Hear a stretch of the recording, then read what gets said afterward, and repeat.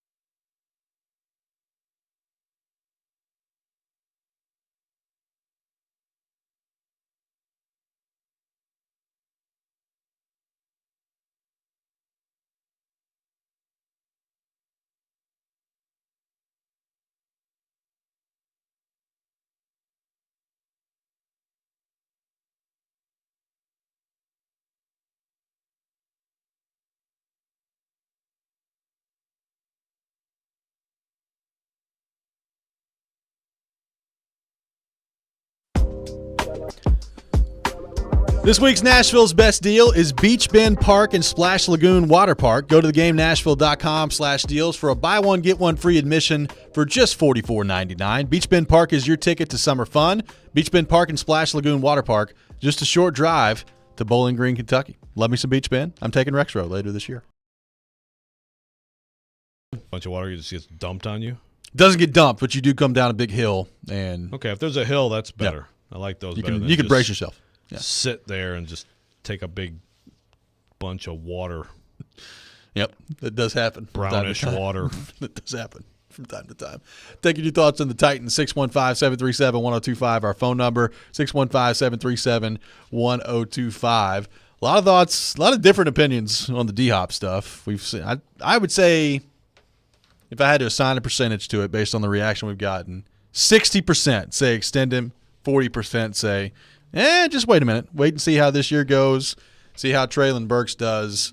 All those things. The one thing, like, to me, if I'm Ray Carthon, personally, I'm making this decision independent of the Burks stuff. I hear what you're saying about Burks and the opportunity, and if things go really well for him this year, building out and him being a part of the future heading into next year. Like, to me, though, like, if I'm making a decision on Hopkins, it's more to do with what I think Hopkins is going to be next year rather than Burks. Like, Burks, to me, is just total gravy at this point as it relates to the future of the position. Yeah, well, if you're making the decision now, then yeah, obviously you can't plan for Burks to all of a sudden emerge and become a starting quality receiver. You hope he does, but you can't plan on it. If you do wait, though, like if you don't extend him, then I think certainly the Burks emergence, the Burks development, all that helps inform you beyond that. But of course, that's the thing. If you do wait, well, you risk that. I mean, that certainly we've seen that happen with plenty of Titans in recent years, where there's no extension, and so you kind of know this is going to be the last year, and that player is going to be moving on. They're going to be going to free agency. So that's the risk. And again, maybe it works out and you don't extend him, and it turns out this year starts the decline, and you're like, whew, good thing. But I have just the information we have from last year, I would extend him. So the one guy we've not spent a ton of time talking about today is Snead. Snead not out there yesterday at OTAs. He's not been out there to this point that we've seen at OTAs for the Titans, at least on the field. Is that concerning? Is that expected? How do we view the Snead part of this when it relates to the knee and all that stuff? I don't think it's all that surprising. Certainly would rather see him out there some. How much practice time is going to be missed? I mean, I don't know. Again, if he's going to play like he did in games last year, he's going to be available like he was last year, okay. Yep. But, better, the immediate reminder that he has knee issues, I think for some people, certainly some people more than others, are going to get a little panicky about that. Yeah. Caleb on the text line, can I get y'all's thoughts on the right tackle situation? I know it's Jared. We haven't talked about that at all. But I think he's on to something with this right tackle uncertainty. Oh, do you? Petit Frere not out there again yesterday. So, obviously, look, I said this earlier in the show. I, for the most part, could not care less about what happens or does not happen on the practice field in May as it relates to OTAs. I don't really care what happens on the practice field in training camp. That's just the way that I'm wired. Talk to me when the games come up. I realize that we have a 3-hour radio show to do and that people want to talk about football, so I get it. So that's what we do. We talk about football. But the one thing I will say is when you have a competition like you're expected to have at right tackle and a guy that just hasn't had that many reps when in the grand scheme of things when it comes to Petit Frere, out of all of them, out of the Sweat part of this, the Snead part of this not being on the field, that's the one I worry about the most is Petit Frere. Like this is potentially valuable time that he's missing. The more he can be on the field with Bill Callahan, I think the better off he will be. So that is the one situation right now with the Titans that I look at in terms of potential detriment right now that I do care about. it would be nice to see him on the field.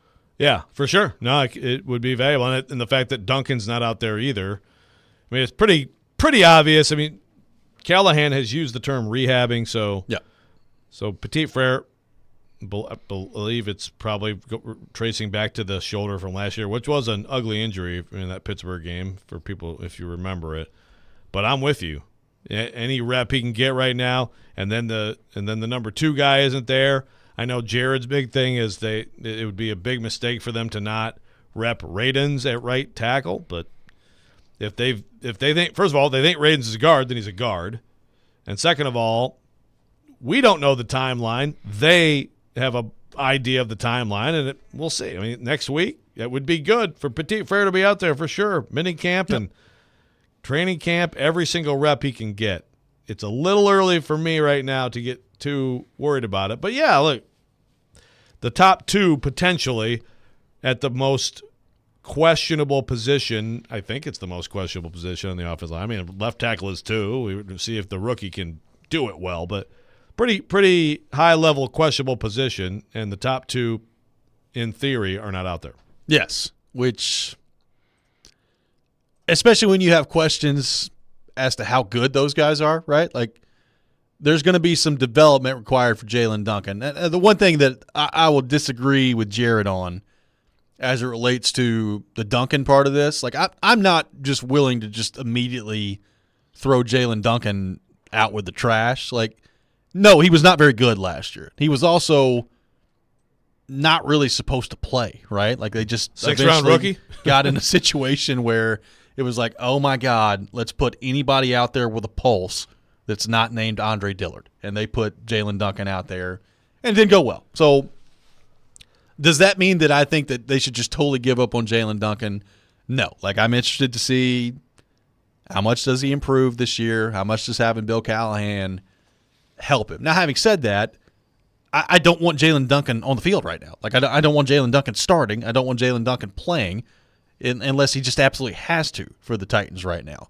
So the options start to become pretty limited after that at right tackle. Like, if it's not going to be Petit Frere and he's not ready or he's not good enough or he's hurt, then you got a big problem if you're the Titans, right? Like, you got a big problem all of a sudden with your depth and who's going to play right tackle and how much of a detriment, a setback is that going to be to your offense if you can't get that spot figured out? Like, that's a big problem. Thank you. Yeah, well, I watched Leroy Watson, and he's right now, I think if they played a game today, he'd be the right tackle, was with Bill Callahan in Cleveland. I will say, if we're judging things based on those sleds, Olga and Bertha, he's pretty good yesterday. Hey. He had a pretty good day, I will tell you. You can block Olga and Bertha. You can block Bosa. Yeah, exactly. There you go. He just came up with that on the fly. That was very good. That was really good, Robbie. Thank you. Olga be here all week. Tweeted out Olga and Bertha do like the greater than Bosa. Bosa, yes, I like that. Take either one, Nick, Joey, doesn't matter. Yeah, either Bosa. That's right, either Bosa. So Watson would be the guy right now, and I think there's a good chance that Watson is that like Duncan ends up the third guy. I think that's a real possibility. Again, with Duncan, there's a reason the guy went in the 6th round, right? Like there's some talent there and some potential there, but Petit Frere is a guy I still feel good about. Like if I had to bet, he starts opening day at right tackle. He plays right tackle next year unless he gets hurt. I feel good about that. But I agree with you. Like all these days are valuable for him, and we just don't know what the timeline is on that. Right. Ed on the text line. Is there a noticeable difference with the way players are more free to speak than last year? Is that real or overrated? This is from Ed on the text line. There have been. What is that referring to? I don't know. I mean, if anything, we're talking to fewer players than last year, so there's one thing. Like access to players. I will say that there have been some players, like I think Chig said something about it yesterday, and it's like, well, just the vibe around here right now. It's great. It's a great vibe around here. We just go out there and play ball. We're not worried about anything else. Like, okay. Like you guys escaped prison or something, like Vrabel in charge. Yeah, I mean. He's the warden in the longest yard. Like when Vrabel, think about it. Like when Vrabel was here, there were plenty of good comments that probably he didn't love, right? I mean, you had Rashad Weaver, like, you know, going right to social media. Tweeting out his fine violation. Yeah, when he got fined for missing a treatment. And then, we Vrabel's need more of that. like, yeah, we talked about it. I don't. I really think this will put this right in with the, hell yeah, we never fix a mistake ever under Shane Bowen or Mike Vrabel. Hell yeah, they were terrible coaches. It's just that was so awesome. I think we're reading too much into some things here. 615-737-1025, our phone number. Coming up next, it's time for the Rob Rant. You can check it out every morning, either the Rex Rant or the Rob Rant. We'll do that next. Robby and Rexrode, 1025, 1063, The Game.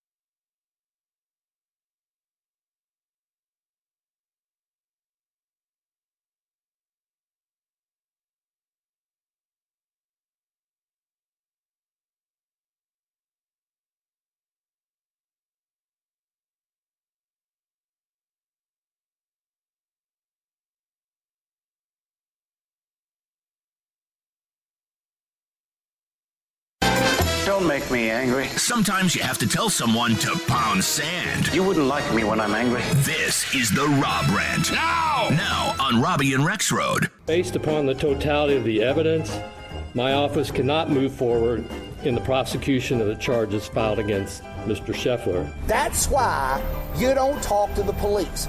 They are not trying to get to what happened. They are trying to get you to incriminate yourself.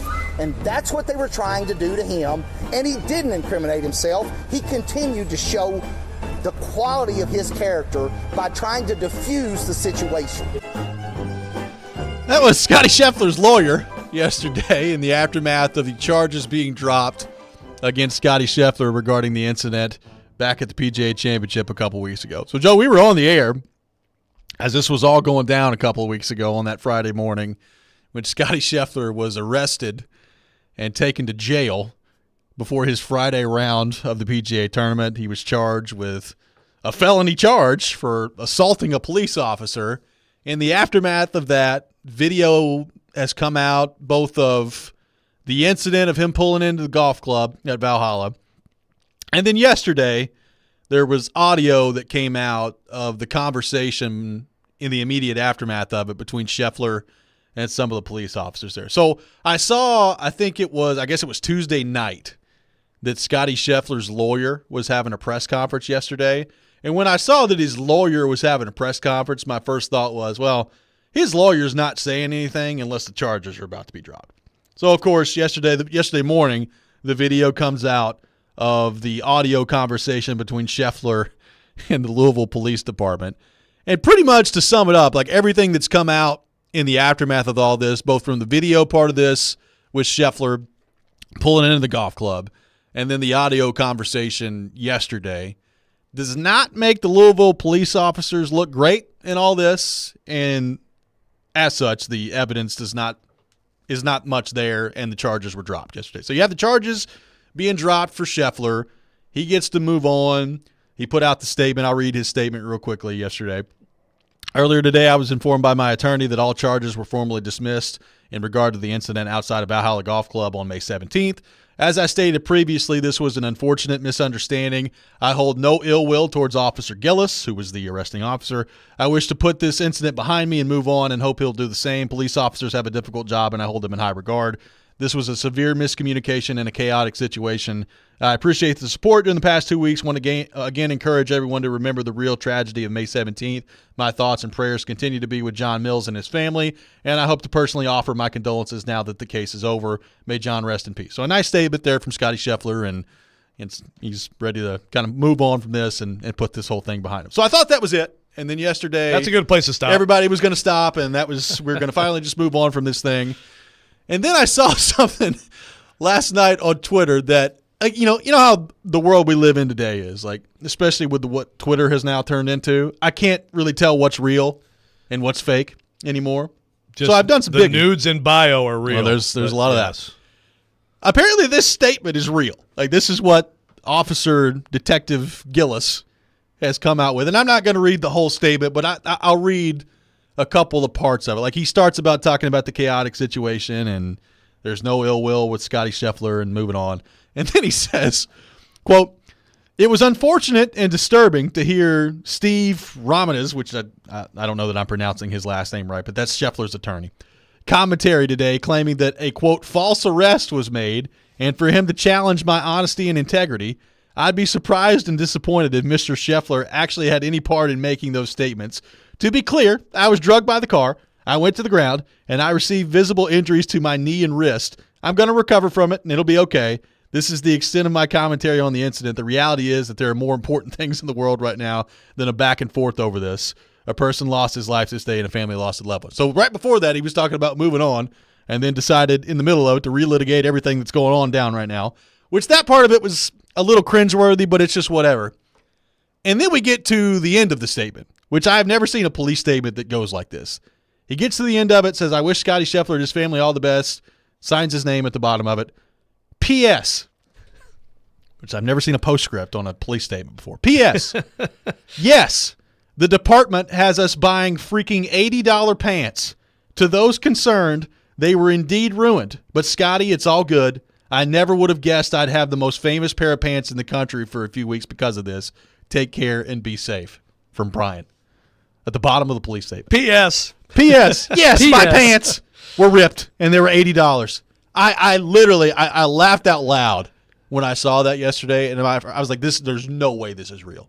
Apparently it is. Apparently this was the police statement that he put out at the end of yesterday, talking about his pants at the end of it. Look, That's interesting. I'm not going to sit here and act like I know everything that happened in this situation. All I can tell you is the video that's come out does not support the officer being drugged around. Now, maybe it happened before then. I don't know. I'm like I said, I'm not going to sit here and act like I know everything that happened in the situation. I'm just telling you the evidence does not support at all what the Louisville Police Department has said. Quite frankly, the evidence that we've seen doesn't really support what Jeff Darlington said at the time, that Scheffler drove 15 to 20 yards past the entrance. The video I saw, he stopped immediately, and he's getting hit by an officer with a flashlight through the window. So all that to say, this has been a very weird situation. It came to a conclusion yesterday, and the postscript comment about the pants from the arresting officer was one of the strangest things I think I've ever That's seen. an That's all-timer. Yeah. P.S. Oh, by the way. By the way, we do have to buy $80 freaking pants. $80 pants. Just so we're clear, $80 pants. I promise. There was a lot of attention on the $80 pants There when was. this initially There was. happened. This has been a wild situation. I will say one thing on this, because Scotty Scheffler, everyone can agree, is a very nice guy. Seems like a great human being. I mean, I almost feel like maybe he could have stopped his lawyer from popping off. Like the statement. Yeah, from the lawyer was a little much. It's like, hey, just let it go. You know. Now, he got asked something. The original question was basically, I don't remember what it was. I'd have to go back and find it again. But whatever it was in a very accusatory tone. And I guess that just set him off because he went nuts after that. The idea, it was about the dragging, right? Yeah. So that's right. I guess if you're going to have a presser and then you're going to react humanly to questions, then I guess that's – but it did feel a little bit like, Scotty, you're going to be all class. Now my lawyer's going to out there rip his ass. Let's go. Lawyer's going to totally destroy the entire police department. I had nothing to do with it. Take care, everybody. Man. What a saga. Now, there is – some of the cameras blocked. Yeah, like again, I'm not going to pretend like I know everything that happened. We didn't have a great view. So obviously this is where, like, I'm sure this Officer Gillis has to get off all possible social media, right? I mean, it's just because now some people are going to, he committed the crime of the century and all this stuff. So I get the idea of, like, defending yourself. Right. Sometimes you just. But just let it go, man. The PS. That's amazing. PS was the best part. It was pretty awesome to see that in the statement. And Caleb points out on the text line, like the audio, if you haven't seen the audio exchange between Scheffler and the police department, like in the immediate aftermath of it, it is pretty incredible. Like I don't know that it's Gillis at the time that's talking, but somebody's like, it's a guy in a yellow vest. You should stop no matter who it is. Stop no matter what. Yeah, that's not really how that works, man. You don't just stop for random people in a yellow vest. It's just I don't care it's a who it very is. weird exchange between Scheffler and the police department at the end of it. Man. But it's over. So I think. Is it over? I think. They should get Harbaugh Any khakis. more statements today? Buy Gillis some Harbaugh khakis. See, that's the thing. I've always thought when this comes to an end, like Scheffler's got a lot of money. He just won $800,000 this weekend, finishing second in the tournament. Get the dude like 5 pairs of pants. Just like, here, man, don't worry about it. I got you covered on pants for here's like 2 weeks worth of pants for you. That'd be a nice troll gift, wouldn't it? It would be. I would thoroughly enjoy it. 615-737-1025, our phone number. Coming up next, we'll be joined by Charles Robinson from Yahoo Sports. We'll get his thoughts on all things Titans and the NFL. Robby and Rexrode, 102.5, 106.3 The Game.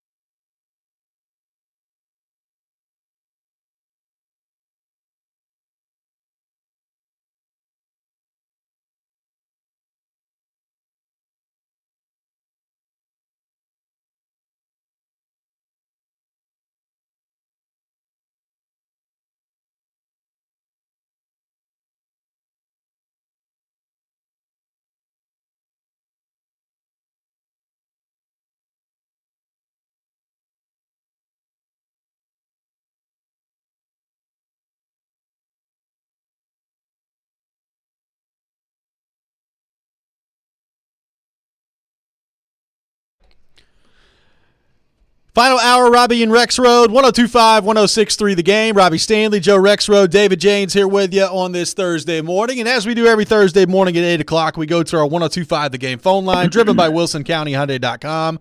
And welcome in our friend Charles Robinson from Yahoo Sports. Charles, good morning. How are you? I'm doing well, gents. How you doing this morning? Awesome. Thanks so much for taking time to be with us. OTAs are going down, as we know. You learn everything there is to learn about a football team at OTAs in May. There is a lot of conversation around DeAndre Hopkins right now with the Tennessee Titans. He's got one more year left on his deal. He'll be 32 next week on June the 6th. And throwing the question out there, should the Titans be proactive and sign him to a contract extension before the season? Obviously played really well last year, 75 catches, over 1,000 yards. Where do you come down on the Hopkins part of this? And if he did get a new deal at this stage of his career, what do you think that would look like from a financial perspective? It's interesting because, you obviously have the age, and typically when receivers get to this point in their career where you're talking about, him starting the season at 32, it becomes an internal evaluation in terms of how long, what he's got left. Where does he fit in the scheme? Is he still the one? Can he still play the X?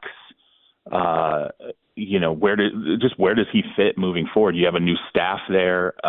And I think it's fair to say if he were to be extended, like a lot of these wide receivers that are going to hit free agency next year, there's a number of guys that are 30 plus that are names.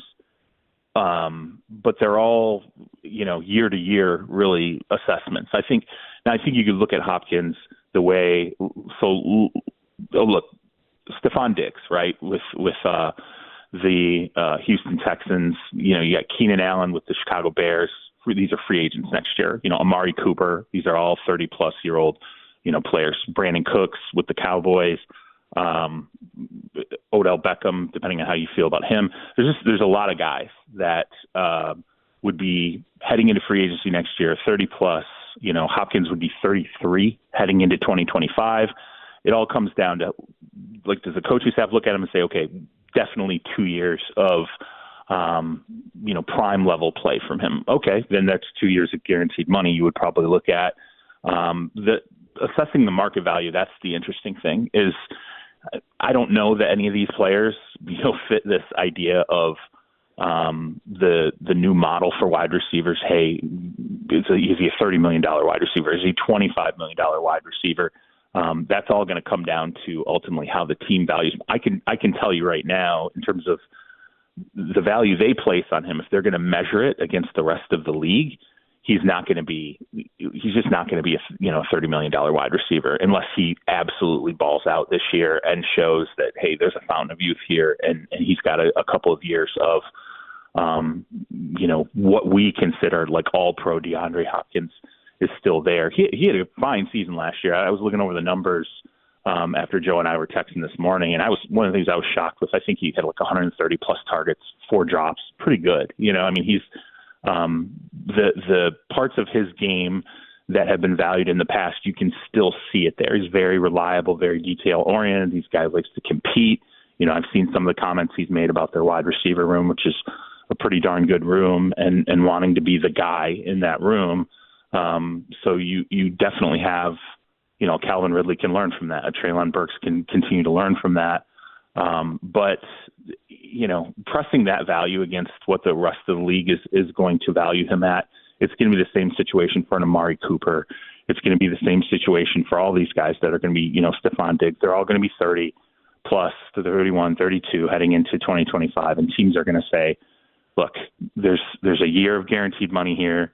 Maybe, half of the salary in year 2 is guaranteed, probably in that range of, depending again, how the team values them, 20 to 25 million. Where do you find the sweet spot for this player? And, if he doesn't have a great season in 2024, then you're starting to look at, okay, what are the secondary numbers at for wide receivers? Is he, $15 to $20 million player?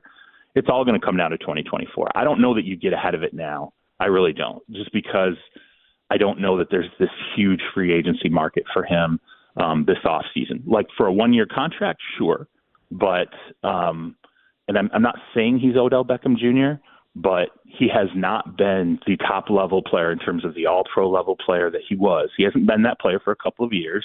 He hasn't played full seasons. I mean, last year obviously was a good year, but he hasn't played the 16, 17 game season in a few years, and I just don't think teams are going to value him the way that we might value a 27-year-old player who's going to have a couple of prime years left. Oh, by the way, Devontae Adams is going to be in free agency next year. I think his cap number with the Raiders is $44 million in 2025. They're not paying that, so he'll be another guy that's in the mix in his 30s. Yeah. I kind of feel like the Titans. He made 13. He had a 2-year, $26 million deal. What was the guarantee, Robbie? I think it was like right at 11, yeah, somewhere around there. I mean, to me, it's like, gosh, give him 17 for one more year and extend him now, and then. But I hear what you're saying. They can do that. Look, if you can, I would say he exceeded last year his contract, especially when compared, against what the market is and what receivers are being paid. So if you want to reward him and also say, hey, let's make sure we get 2025 under the belt right now. I don't have any problem with that, especially if it's a sub $20 million number. No, not at all. I think, again, you're playing on a rookie contract with a quarterback.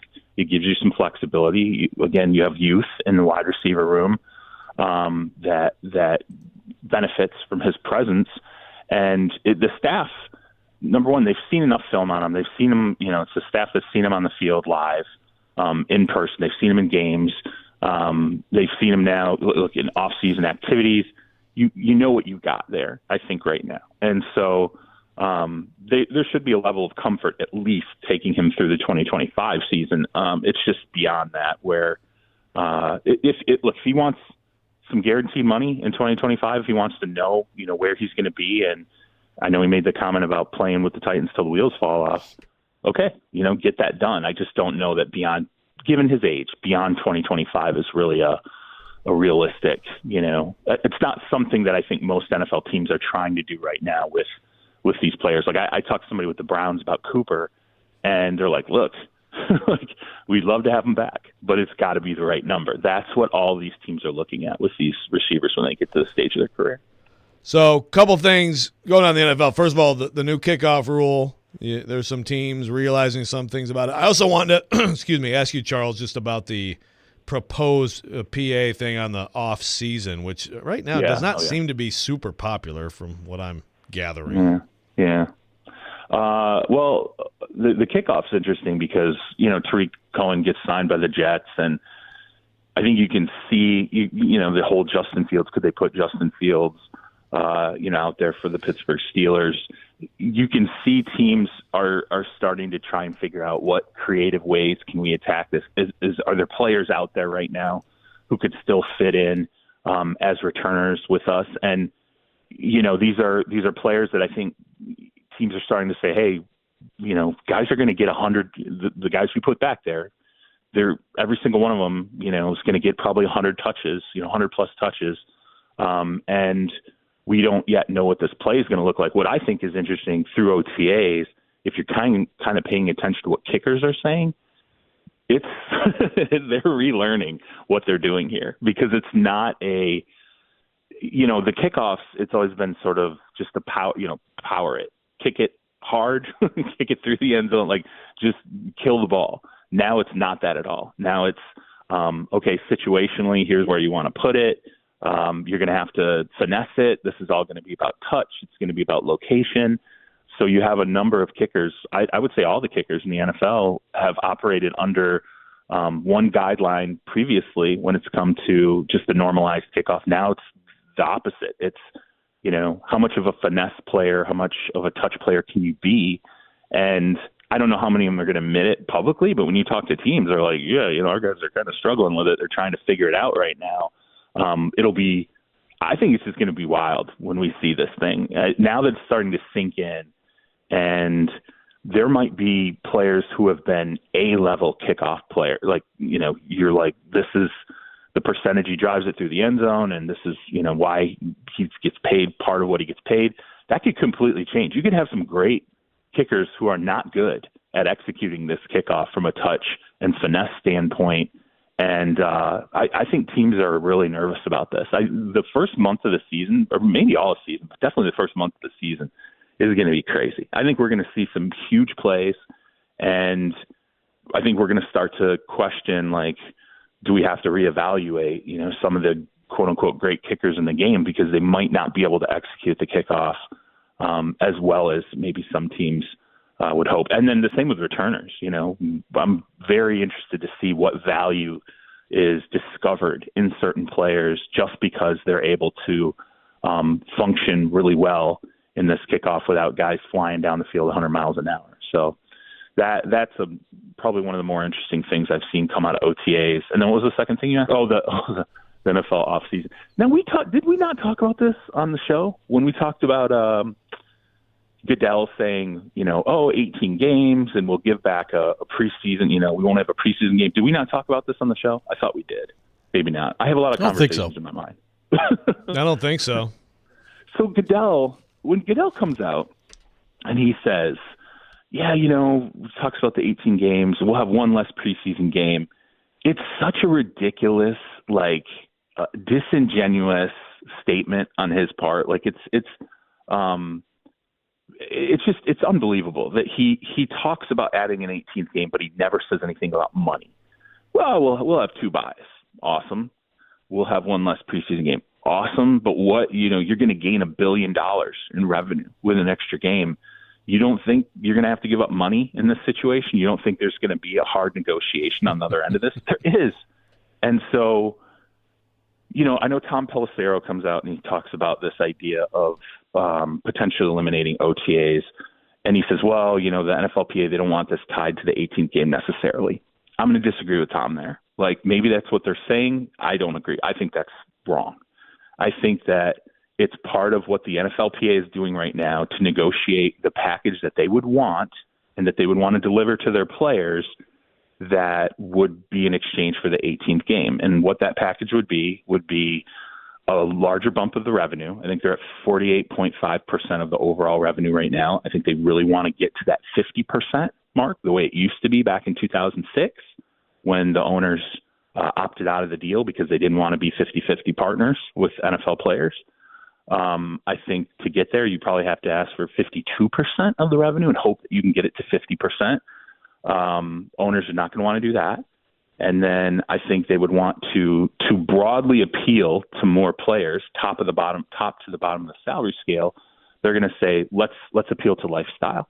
You guys will have 5 months off basically in the off season. Now you do classroom work, you might do a mini camp, but you're not going to do all these OTAs. The couple of months that are eaten up by OTAs, you're going to have off. You're going to have a real vacation, and then you'll come in the first week of July, and there's going to be 2 months that teams will have to ramp up into the first week of the football season. And while I saw what Shelby Harris said, where he's like, "Oh, players aren't on board with this."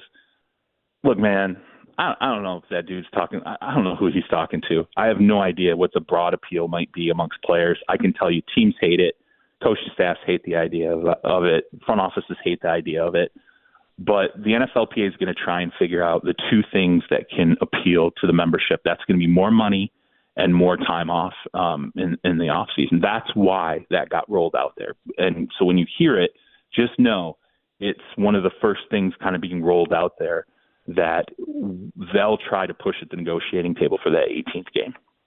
Charles Robinson from Yahoo Sports with us here on Robby and Rexrode. Charles, how do you see the Russell Wilson, Justin Fields situation playing itself out in Pittsburgh in terms of who's going to end up starting for that team by the end of the year?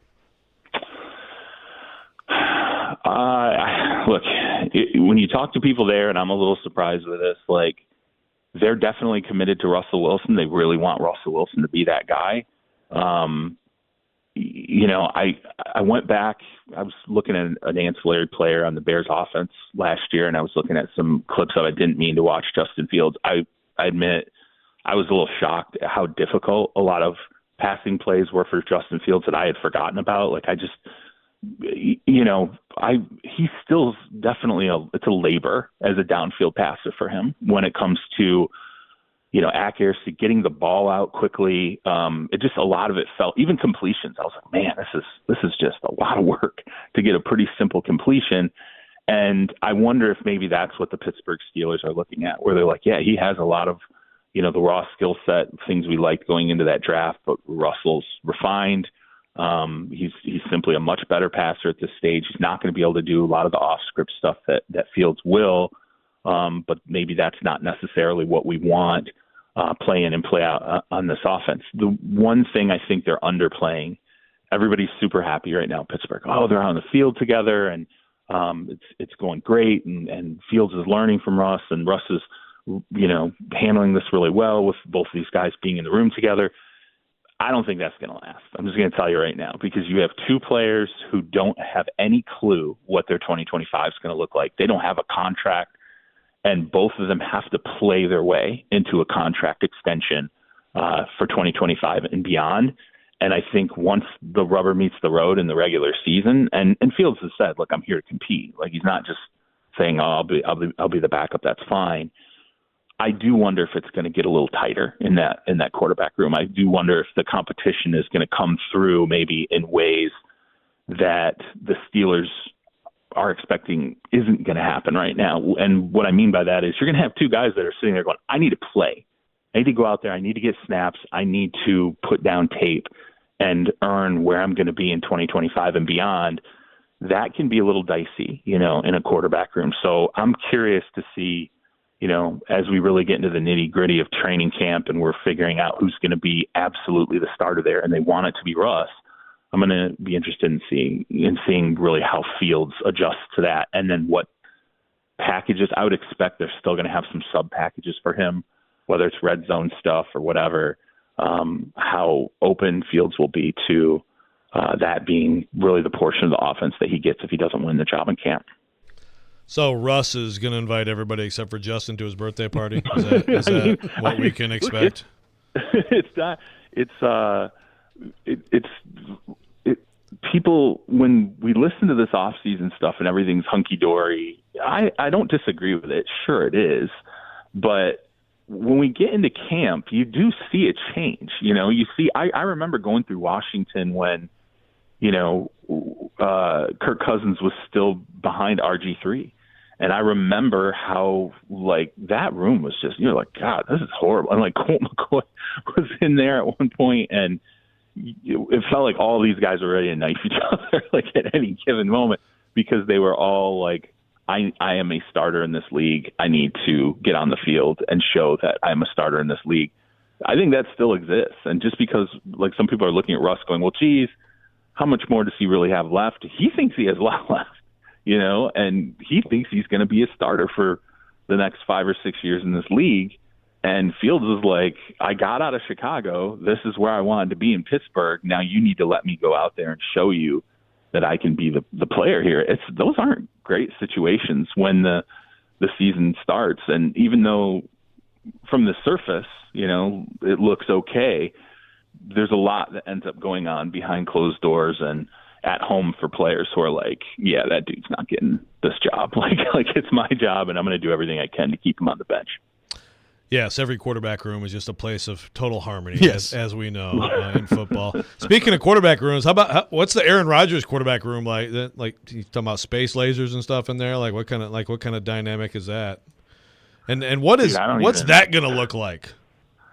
I mean, you tell me at this point. I feel like every week there's a new, Aaron Rodgers storyline, and there's always something new in the mix there. I don't know what else I can say about the Jets and Rodgers at this stage. It's just either they go out and he performs, or like you said, everybody's going to ultimately get fired. The Jets have not, and I don't know that you could have. I don't think that the Jets have. Maybe you just can't. You can't. I'm in my mind. I'm like, how could they have handled this differently? How could they have talked to Aaron about, let's just pull it back a little bit and really stick to, football and maybe don't say every first thought that comes to your mind. And I guess maybe you can't ever say that to Aaron. They knew what they were signing up for, and this is what it's going to – I mean, you guys don't – Yeah, who's going to say it to him? Like, who's going to say it,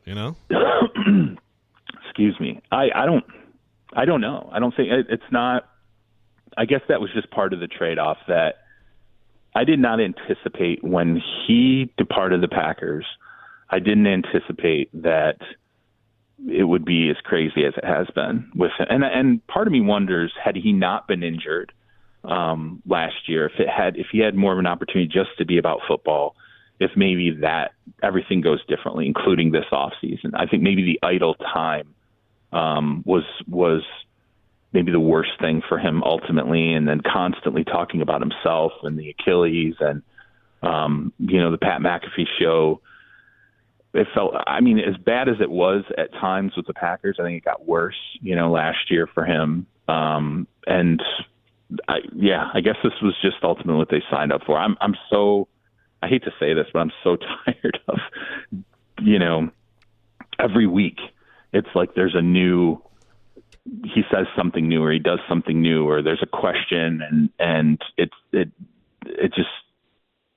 strains, I think, what they thought they were getting into even at this point. But there's nothing they can do or say about it because they all know that their job is completely on the line. And if Aaron does not play well in 2024, nobody, including the general manager, including the head coach, including that entire coaching staff, is going to be there beyond 2024. And by the way, probably not the only bad mistake they made, because if Nathaniel Hackett, you're dealing with an OC that you're not sure can fully function the way you need him to function, which is certainly the indication I feel like we've gotten, that's another huge mistake that you've made, where basically you wanted the quarterback to run the offense, and when the quarterback went down, you kind of needed him to be the OC, which he sort of was. But, how bad was the pairing of him with Hackett at this point? I mean, I hate to say that because maybe they'll be great in 2024, but man, it's been a lot of not performance related stuff that we've talked about with him. And I'd love to hear from you guys where you think this is going, because sometimes I think I'm just at times too close to it, talk to too many people close to it, so I get worn out on it. And maybe this is all going to be great because, by the way, their roster really nice. Super Bowl or 4 wins. That's my range. Super Bowl or 4 wins. I mean, I could buy either and anything in between. Like realistically, you could really kind of see either of those things happening. Like it's hard to believe. You think if he plays 17 games, there's no way they get 4 wins, right? Like, come on. It would be hard to imagine.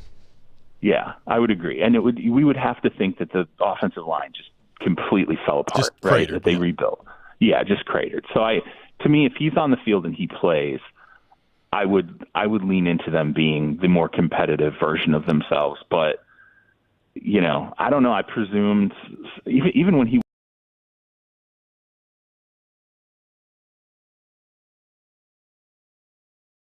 went the depth on offense, the skill positions, that fell apart. A lot of it probably had to do with Zach Wilson. But by the way, real quick before I get out of here, I laughed yesterday because I enjoy when I'm scrolling through social media and I see hey, Zach Wilson's arm talent is really popping next to these other guys in Denver. I'm like, baby.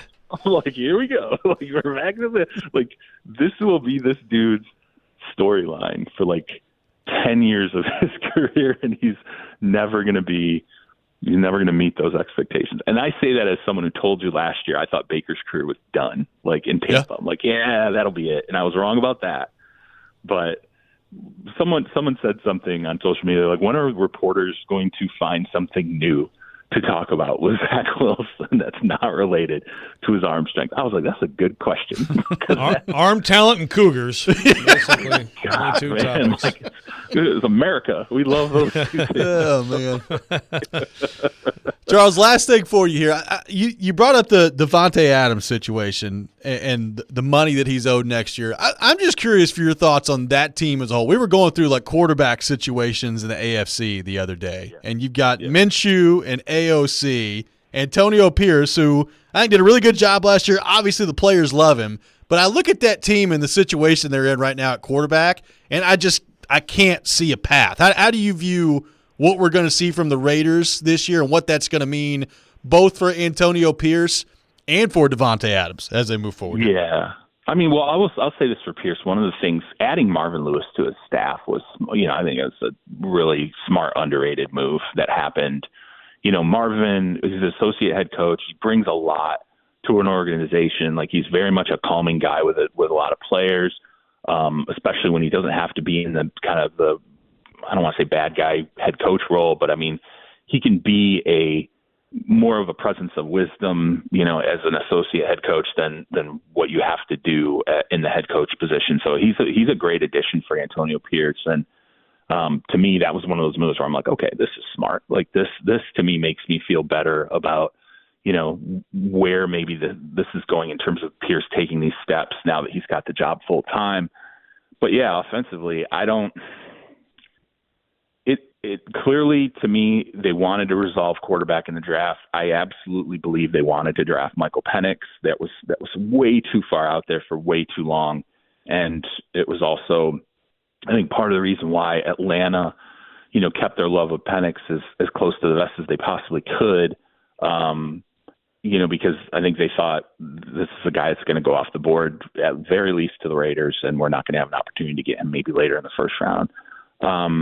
So when that happens, yeah, it tells you it's probably one of the worst quarterback rooms in the NFL, I would say, and that's, I understand Minshew, what he did in Indianapolis was admirable. I think he's a really high level backup, at best a very low level starter in terms of what he can offer you in a full season.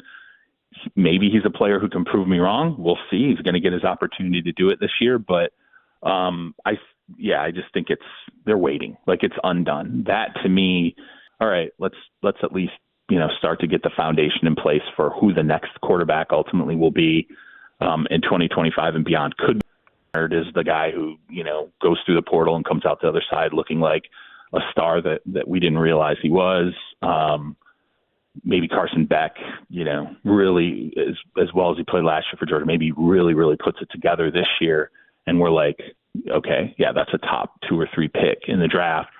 Then, things I think change a little bit for the calculus for the Raiders. But I'll ask you this, like, what if they're decent enough that they're kind of in that muddled middle, where you're like, not really good enough to get to the playoffs, but not bad enough to have a high first round pick, it becomes harder to address quarterback in that situation, which is why I think, you saw some teams were probably aggressive about it in this draft, because they were just like, hey, if we're good enough, we're going to be Atlanta even said it. They're like, hey, if we're good under Cousins, we're not going to have a replacement for him, because we're going to be at the back end of the draft. And if we want to move off him in 2 years, we need a guy. And this is the guy. That's why they drafted Penix.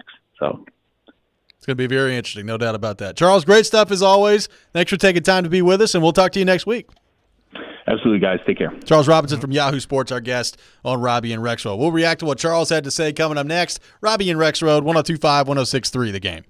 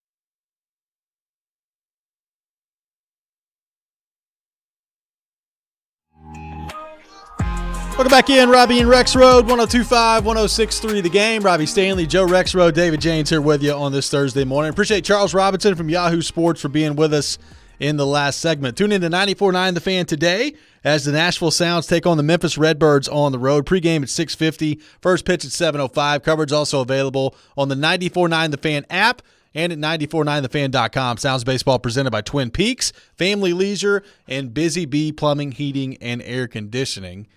Joe, some interesting comments from Titans players yesterday at OTAs. Let's start on the Arden Key front. Arden Key was asked about the Titans defense, Denard Wilson, the coaching staff, and the corrections that they're making on the field, and made an interesting comment about maybe some things that weren't happening last year with the Tennessee Titans. Here's what Arden Key had to say yesterday at practice. The intensity he got, the detail, and we don't move on until everything is fixed. And the detail he got and the swag that he got and that he come in with every day, oh man, it's going to be exciting. Did you move on before some details were fixed in the past? Hell yeah. Yes, we moved on. If we messed up, we didn't fix it. And now this year, when we mess up, we don't move on until we fix it. So, yeah. So that was Arden Key yesterday, which is a great question by Kuharski there. Did you move on? Hell yeah. Did you move on? That's a great exchange right there. Kuharski. Hell yeah. The Kuharski Sure did. Key exchange right there. It's a key exchange. Oh, boy. Yeah, there we go. Yeah. I'm sure there's some running with this. Well, there was a lot of running with it on Titans Twitter yesterday. Thank God we got coaches in here now that make actual corrections on the practice field. Good to see. Thank goodness. I mean, how did Mike Vrabel win a football game? That's what I want to. I mean, we have got questions today about players finally not terrified to speak, in public. I mean, it's a rough deal out there for them over the last few years. Like, it's tough winning football games with a moron dictator as your football coach. It is. I mean, that's just yeah. So I can't do much with this. That man. exchange was pretty. I can't do much with this. Did you guys maybe sometimes not make some corrections last year? Hell yeah, we sure didn't. We didn't coach a thing up last year. We just kept going. Oh man. Well, it's that time of year. You got a coaching change, and find everything you can find for why the last guys were terrible, and everything you can find for why these guys are amazing. Which, by the way, Jared versus Joe, one of the questions that Caroline had yesterday was, so Rand Carthen said on Bussin' with the Boys that every single first choice for Brian Callahan was they hired. Yeah. Which would probably be the first time in football history. It seems extreme. I think. It does seem a little if extreme. That did happen, more power to them. Yeah. It's good stuff. I mean, this is adding up to me to a 15-2 season. My expectations are going up. They're getting higher by the day. Undefeated season. Again, here we go. So you had that stuff. Watch out, Miami Dolphins, 1972. You had that stuff with Arden Key, and then there was this comment from Calvin Ridley regarding Traylon Burks yesterday. Here's what Ridley had to say after practice. This dude is a freak. Like, seriously, bro, he's gonna be a stud. There's no worries in him. I mean, what I see, he's like Julio, AJ Brown. He's like T.O. Dude that big, that fast, man. I mean, he's a stud, man. You don't gotta worry about him. You just gotta learn, slow the game down. It's gonna be all right. So Ridley comparing Traylon Burks to Julio, AJ Brown, and T.O. after practice yesterday, saying, don't be worried about Traylon Burks. He's going to be fine. Don't you worry about him. Okay. I'm going 16-1, actually. I'll give him one loss. Julio, somewhere in there. A.J. Brown, and T.O. That's pretty good company. Hall of Fame wide receiver. It's pretty good company. You would think. Yeah, you'd think he might have some production this year.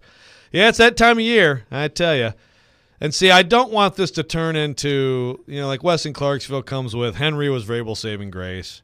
So I immediately so like when they lost Eric Henry in 2021 and they didn't have him anymore, and they went on to get the number one seed in the AFC. And he won Coach of the Year. And their defense, think about some of their performances against Patrick Mahomes over the years that didn't have anything to do with did that happen or no?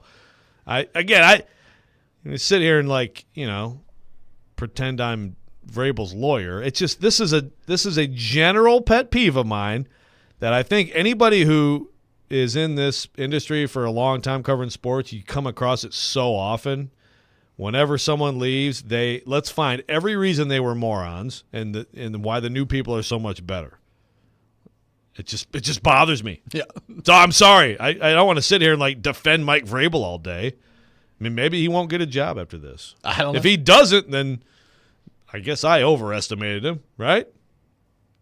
Well, I mean, I think we could probably already make that argument because I think both of us thought he'd get one immediately. Well, that's true. So that's true, but he's spending Amy's money. Yes. I mean, like next coaching cycle, I expect him to get a head coaching job. I do too. But if he doesn't, then maybe he should have corrected some mistakes. I mean, maybe we figured out why. All mistakes are fine. They didn't correct a dadgum thing out there, man. Not one. Yeah, no, that's fine. We'll get him Sunday. I'm sure it'll work out Sunday. Just think about it when you go home tonight, and then we'll just see how the game goes, okay? Man. All right, guys. Gatorades all around. Get your orange slices. Man, that was Have a great day. Awesome comment from Arden Key. I don't know which one I like better, the Arden Key comment or the Calvin Ridley. Yeah, guys, Traylon Burks is a cyborg out there. It's going to be fine. Don't worry. I mean, if I'm Traylon Burks, aren't I dude, stop. That's what Stop it. My first reaction to that yesterday was all that's great. I'm glad you like your teammate. You're pumping your teammates' tires. I don't think that's helpful. In the situation that Traylon Burks is in, I think it's probably okay just to say, Traylon's working hard. We feel good about Traylon. There's you don't need to throw out the A.J. Brown, T.O., Julio comparison. I mean, you're establishing a bar that is going to be darn near impossible for him to reach, especially given the situation that he's in. We're just learning about Calvin Ridley. Maybe he's big hyperbole guy. Jared from Spring Hill asked, how much are they getting paid to pump up Burks? Is this a RAN initiative? If you're serious, Jared. I don't know. Imagine RAN. Hey, Calvin. Guys. Hey, here's some comparison ideas for you for Traylon. Go watch some film on T.O. and then compare it to Traylon. Yeah. Okay. Yeah, I don't see it how does this help the Titans? To continue to continue, obviously Callahan's asked about him, and it's he's working hard, he's doing great, all the general stuff, that's fine. Yep. Hopkins is 9, he's speaking German. I'm not saying a word. Why can't we just have regular answers about Traylon Burks? Vanderbilt taking on in the Clemson Regional starting tomorrow as the Regional 2 seed. Vandy Boys taking on Coastal Carolina. Coverage will begin at pregame at 10:45, first pitch at 11 on 102.5, 106.3 The Game. Vanderbilt baseball brought to you by Smoky Mountain Tops, your countertop experts. Visit SmokyMountainTops.com. We'll take more of your thoughts on the Titans. Robby and Rexrode, 102.5, 106.3 The Game.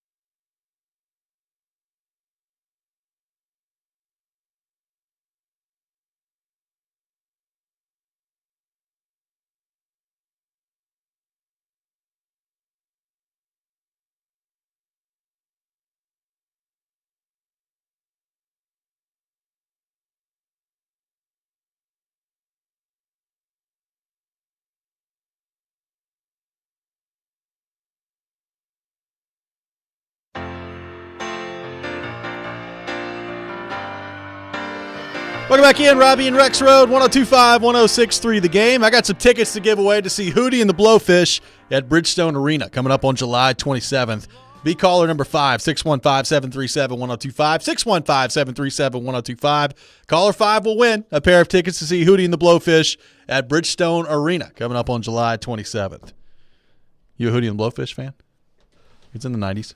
You hate all 90s music? Yeah. Okay. Like them better than NSYNC? Better than Backstreet Boys? Yes, I definitely like them better than NSYNC and Backstreet Boys. No, I don't want to offend Big Joe. I was a big NSYNC guy. But yes, I do like Hootie and the Blowfish better than boy bands. Better than Creed? Yes. Good.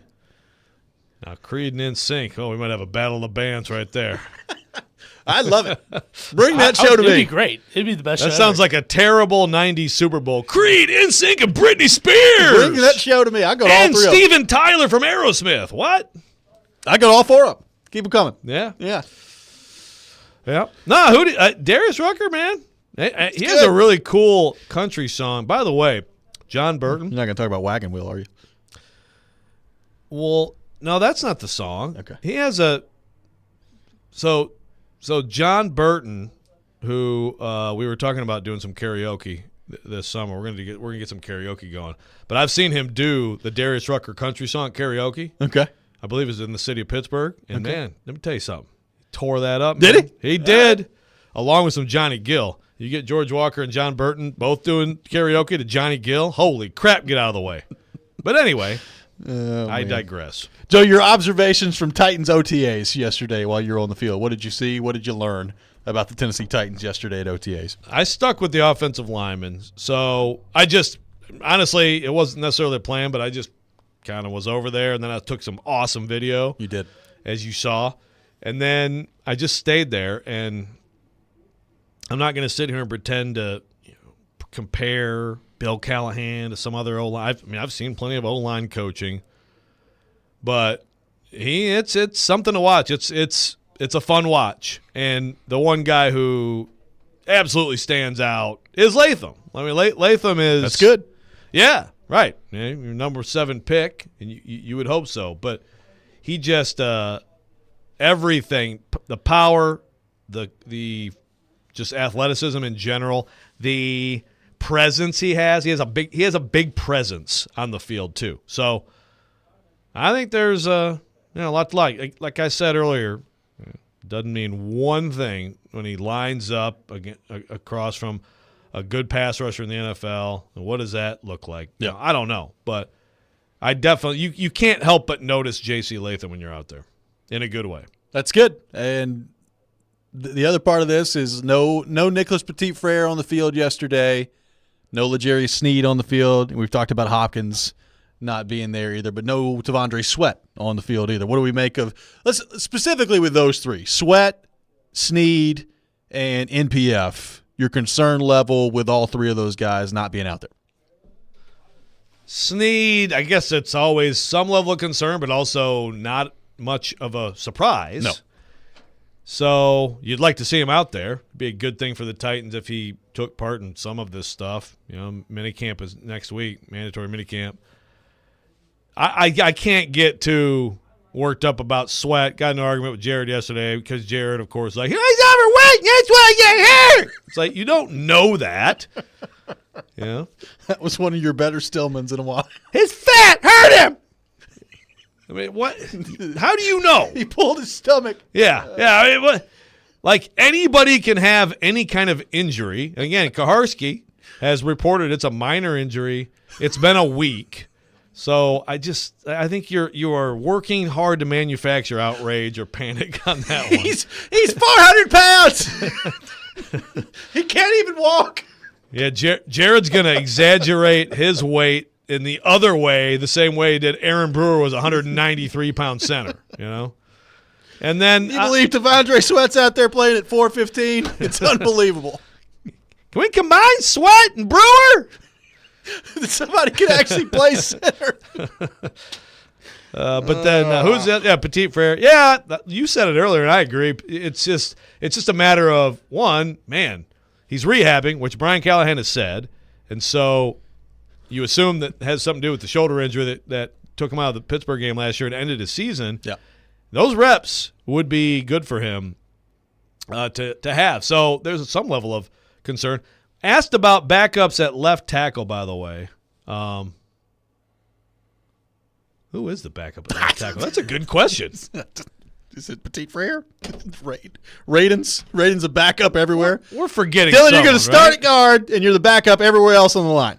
What if it's Skoronski? Maybe so. Mind blown. No, that's a good question. I actually can we get get more back into to tomorrow? tomorrow? Yeah, How about we'll get more that? into tomorrow. We'll get back. We'll answer that question tomorrow. That's going to do it for us today. Chase and Big Joe is coming up next. You're listening to 102.5, 106.3 The Game.